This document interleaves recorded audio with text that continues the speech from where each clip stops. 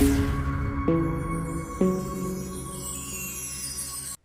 Everyone, welcome to a class of class 12 HSC board का topic कर रहे हैं हम लोग। सब्जेक्ट है bookkeeping and accountancy, partnership final account कर रहे हैं। आज करेंगे इलस्ट्रेशन 2 करेंगे।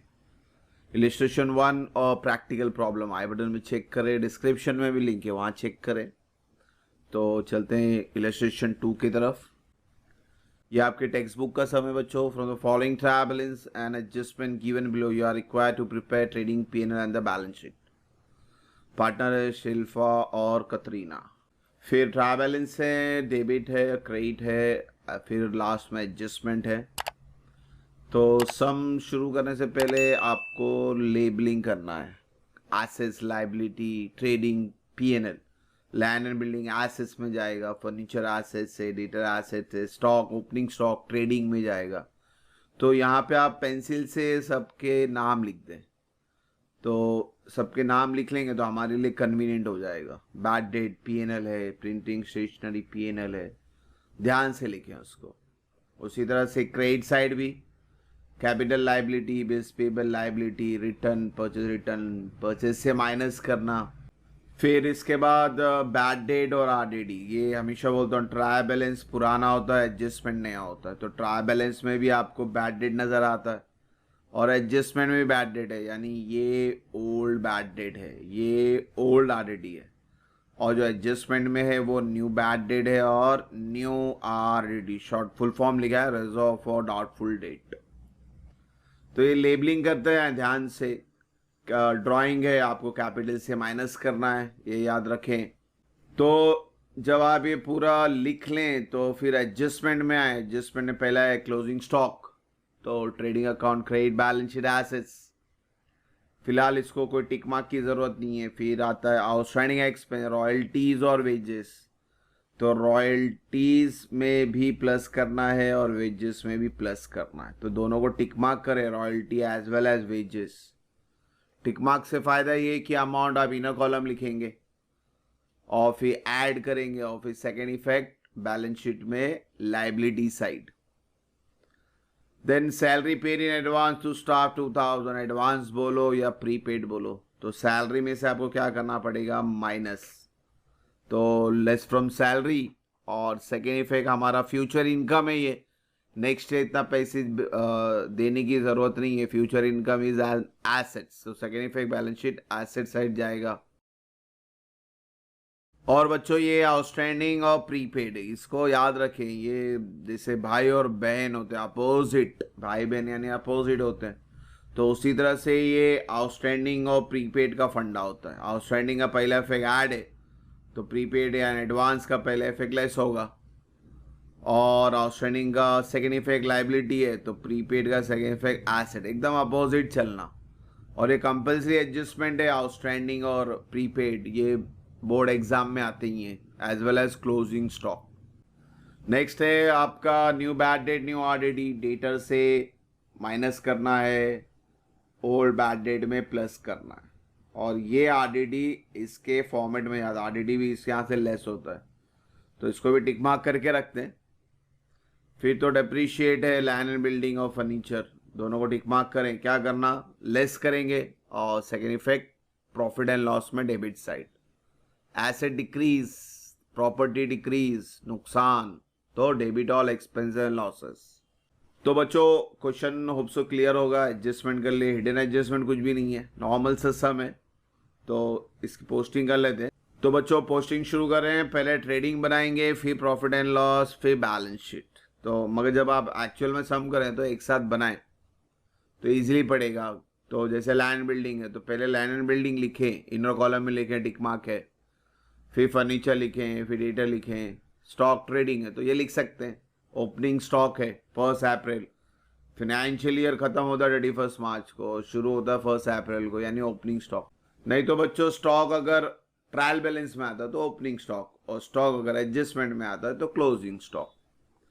और 65,000 ओपनिंग स्टॉक, ये फॉर्मेट आप लिख के रखें पहले से। ये 4 एंट्रियां लिखनी है आपको, ओपनिंग स्टॉक, परचेज, सेल्स और क्लोजिंग स्टॉक। फिलहाल ओपनिंग स्टॉक लिखते हैं 65,000, ये आउटर कॉलम में लिखना है। बहुत से बच्चे इसको इनर कॉलम में लिख के परचेज से कैलकुलेट करके फिर बाहर करते हैं। तो जब तक कि नीचे कोई कैलकुलेशन नहीं हो वो अमाउंट डायरेक्टली बाहर जाएगा। जैसे क्लोजिंग स्टॉक के नीचे भी कुछ भी नहीं है तो यानी इसका भी अमाउंट बाहर जाएगा। हाँ, सेल्स और सेल्स रिटर्न है, परचेज रिटर्न है, तो इनको इनर कॉलम लिखना है, लेस करना है। तो ये छोटी सी चीज़ों को ध्यान दे। ओपनिंग स्टॉक, अगला टी का आता है बच्चों, वेजेस है, तो वेजेस पे टिक मार्क भी है तो इनर कॉलम में लिखेंगे वेजेस। फिर कैरेज इनवर्ड है अपना, इस पर टिक मार्क नहीं है तो बाहर लिख देंगे।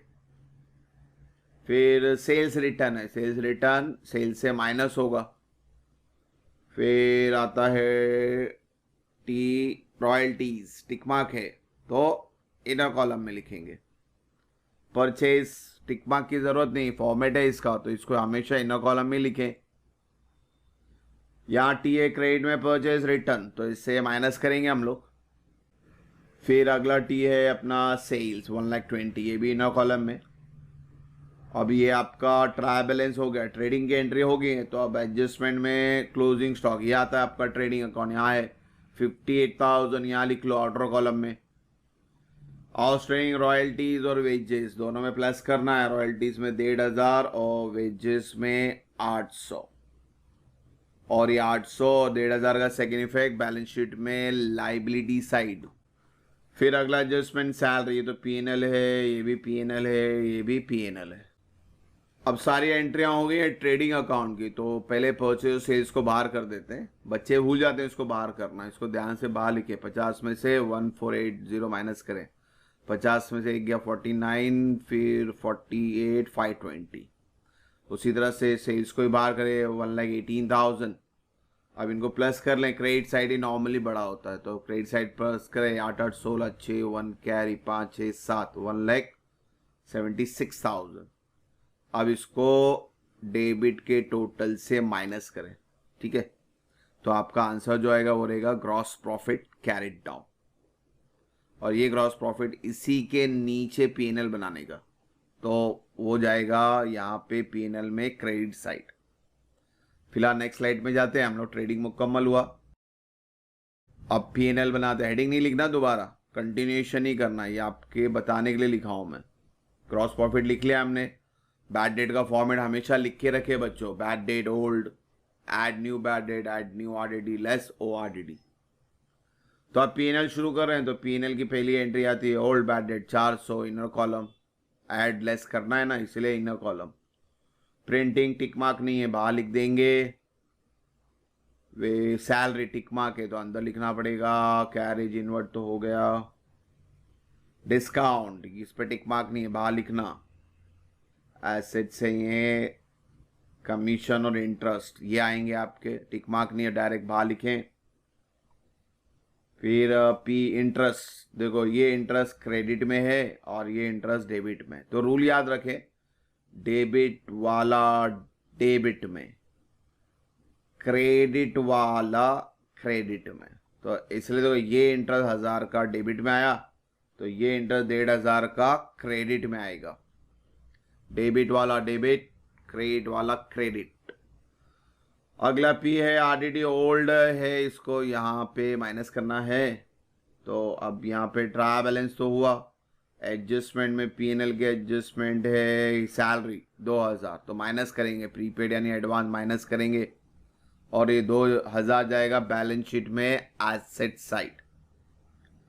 फ्यूचर इनकम, एसेट्स यानी फ्यूचर इनकम, इसको वर्ड याद रखें। लाइबिलिटी यानी फ्यूचर एक्सपेंस, हमें भविष्य में फायदा होने वाला है ना। सैलरी आपने 3,000 थी इस साल की सैलरी, आपने 5,000 दे दी तो नेक्स्ट ईयर 2,000 सैलरी देने की ज़रूरत नहीं है। नेक्स्ट ईयर फ्यूचर का फ़ायदा है ना, हमारा काम वो करेगा, मगर वो 2,000 की सैलरी हम नहीं देंगे, ऑलरेडी दे दिया। तो फ्यूचर से रिलेट करेंगे तो इनकम और एक्सपेंस समझे।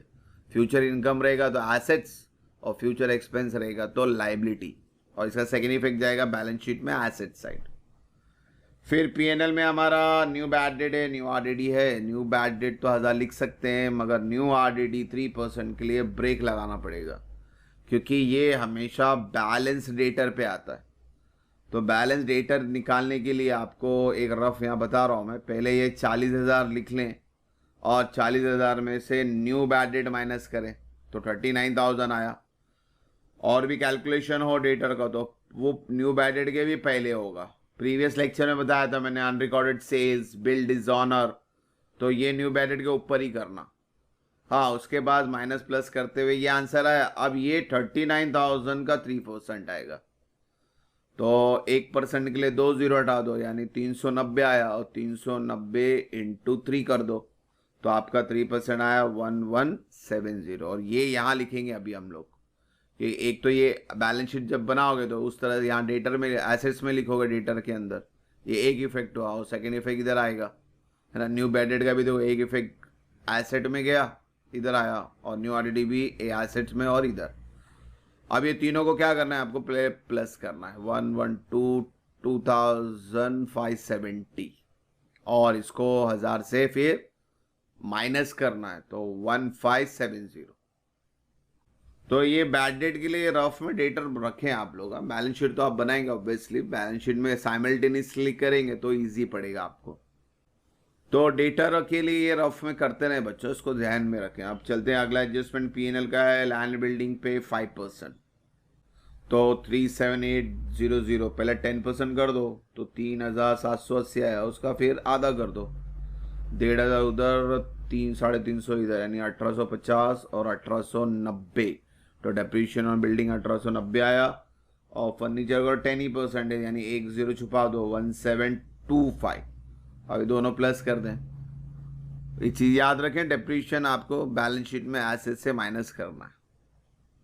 और कोई एडजस्टमेंट नहीं है बच्चों, तो अभी इसको भी बंद कर लेते हैं। आपका पीएनएल का भी क्रेडिट ही बढ़ा है, ये एडजस्टमेंट हटाएं, 52,680, और फिर ये डेबिट का टोटल पूरा कर लें, 15432,123 तक सबको प्लस करना बच्चों, फिर ये 52,680 से माइनस करना, तो आपका आंसर आता है नेट प्रॉफिट।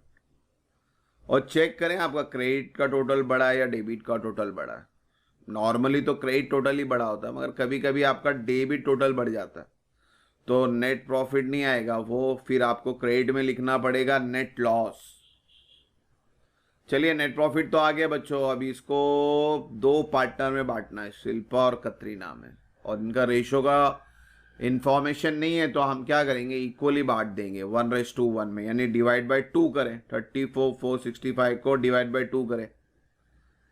आंसर पॉइंट में आए तो फिर आपको 1 रुपया कम ज़्यादा करना पड़ेगा। अकाउंटिंग रूल है, आप पॉइंट में नहीं लिख सकते, तो आपको चेंज करना पड़ेगा, किसी को 1 रुपया ज़्यादा करना पड़ेगा, किसी का 1 रुपया कम करना पड़ेगा। तो मैंने बच्चों यहाँ पे शिल्पा को 3-2 कर दिया और कतरीना को 3 कर दिया, क्योंकि मेरा एंड में ये टोटल 5 है ना, तो ये दोनों प्लस करेंगे तो 5 ही आना चाहिए, 3 और 2 5 होते हैं, तो 1 रुपया कम ज़्यादा करने का, तो 32 नहीं कर सकते दोनों को। एनीहाउ, अब यही फिगर लेके चलेंगे हम लोग इसके कैपिटल में, 45 में जाके ये दोनों प्लस करेंगे। नेट प्रॉफिट, पी से प्रॉफिट, पी से प्लस, ठीक है। नेट लॉस आएगा, तो एल से लॉस, एल से लेस, तो कैपिटल से माइनस करना होता है लॉस को, प्रॉफिट को प्लस करना होता है। तो ये फिगर याद रखें, 17,732, 17,733 कैपिटल में प्लस करेंगे। पीएनएल मुकम्मल हुआ। अब चलते हैं बैलेंस शीट की तरफ बच्चों।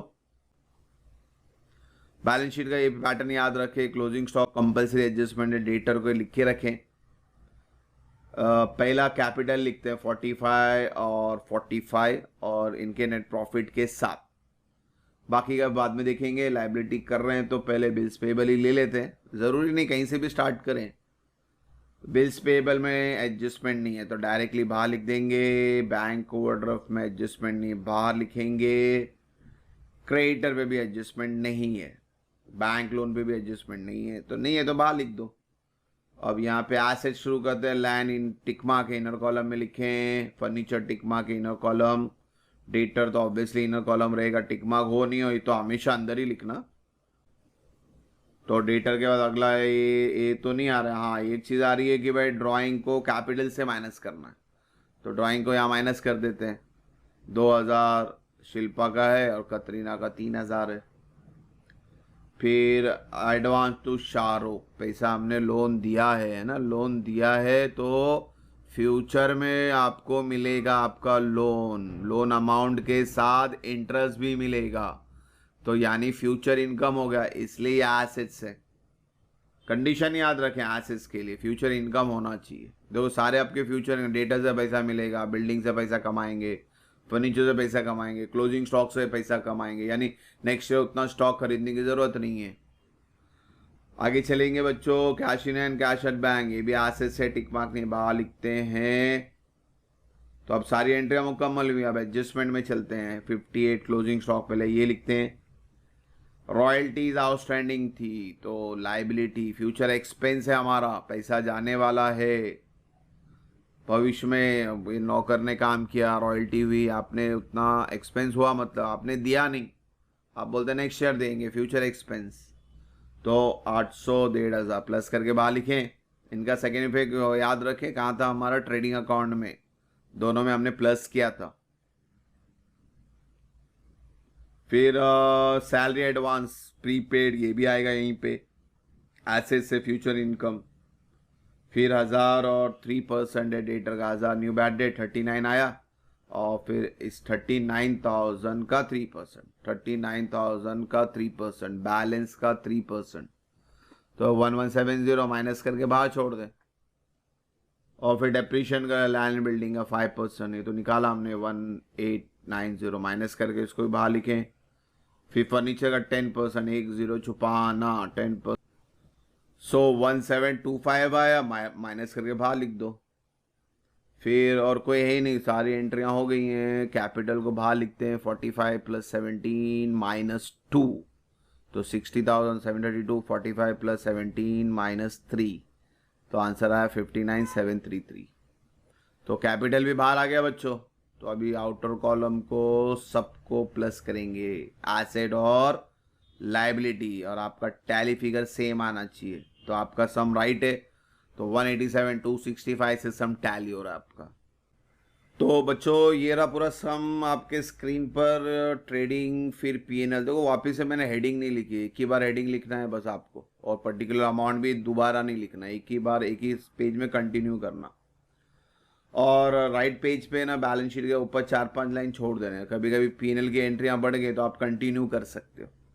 इफेक्ट को साइमल्टेनियसली साथ में पास करें। डेटर वाला एडजस्टमेंट याद रखें, पहले new bad debt new audit यहाँ कैलकुलेट होगा, उसके बाद सेकेंड इफेक्ट पीएनएल में आएगा। तो और इफेक्ट साइमल्टेनियस पास करें, सैलरी एडवांस था तो यहाँ लिखे, तुरंत लिख दें, वेट नहीं करना। Adjustment effect at A time पे ही पास करना। आउटस्टैंडिंग है तो ये भी हमने तुरंत पास किया। डेप्रीशिएशन है तो ये साइमल्टेनियसली पास करना, वेट नहीं करना एंड तक का। तो स्क्रीन पे एक साथ दिख रहा है आपको सम, तो पूरी एंट्री को ध्यान से देखिए बच्चों। तो होप सो आपको क्वेश्चन नंबर 2 क्लियर हो। इंशाल्लाह नेक्स्ट वीडियो में जल्दी मिलेंगे बच्चों। Thank you for watching the video. God bless you.